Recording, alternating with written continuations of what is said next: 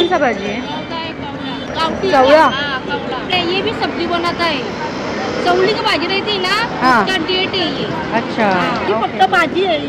आपण आलो आहोत ठाण्याच्या तलावपाळी तलावाकडे। तलावपाळीचा हा लेक बघता बघता जेव्हा पुढे जाऊन आपण उजवीकडे वळतो तेव्हा येते एक मार्केट, याला म्हणतात जांभळी नाक्याचे मार्केट। इथे खूप सारे भाजीवाले बसतात। हे मार्केट साधारण टी शेप मध्ये पसरलं आहे। खूप प्रकारची फुलं, फळं, भाज्या, पालेभाज्या सर्व काही इथे मिळते। एका बाईने माझं लक्ष वेधलं, ही सफाई कामगार आहे। इथे लोकांची खूप गर्दी असते, पण ह्या व्हिडिओमधून मला काय सांगायचं आहे, एवढ्या पावसा पाण्यात हे भाजी विक्रेते खूप वर्षांपासून इथे बसतात, तर त्यांच्यासाठी सरकारने त्यांच्या बसण्याची सोय तरी चांगली करावी, किंवा रस्त्यावर खाली पेवर्स ब्लॉक टाकून किंवा एखादा छानसा हॉल करावा जिथे हे भाजीवाले व्यवस्थित बसतील। भाजी कसली?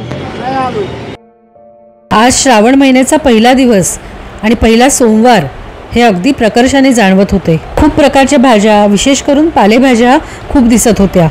इथे मसाले ठेवले आहेत विकायला, मोड आलेली कडधान्ये सुद्धा ठेवली होती। रोज कुठची भाजी करायची हा जो गृहिणींचा प्रश्न असतो त्याच्यासाठी हे मार्केट उत्तम आहे। हे मार्केट स्टेशनला लागूनच आहे, म्हणजे रेल्वे स्टेशनवरून इथे चालत यायला 5-7 मिनिटं लागतील। हे मार्केट थोडं सजवलं तर किती छान वाटेल ना।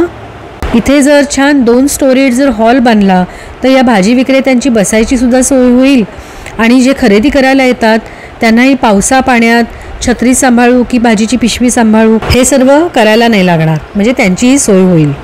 इकडच्या बऱ्याच भाज्या आम्ही कधी बनवत सुद्धा नाही, आणि ह्या बायका आहेत ना, त्यांना तुम्ही विचारलत ना तर ते रेसिपी पण छान सांगतात। आणि बरेच जण श्रावण पाळत असल्यामुळे श्रावणामध्ये भाज्यांना खूपच छान मागणी असते। हा बघा, हा परपेंडिक्युलर टीचा रस्ता, म्हणजे मेन रोडला आणि जांभळी नाक्याच्या आतल्या जोड रस्त्याला जोडणारा हा रस्ता। इथे मला एकच हे ग्रोसरी स्टोअर्स दिसलं, जे भाजी मार्केटला अगदी लागूनच आहे।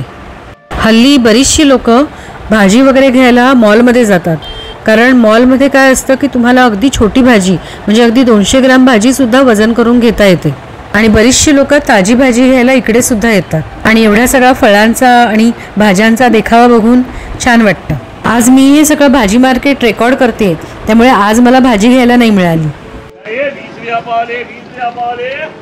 आता मी आतल्या ह्या रस्त्याला आली आहे, जिथून सरळ गेलं की मामलेदार मिसळवाला आहे। शंकराच्या मंदिरासमोर हे दुधाची पाकिटं बघितली। आय नो की लोकांची आस्था असते, पण हे दूध कोणी गरीब मुलगा पिऊ शकतो ना। कणेरी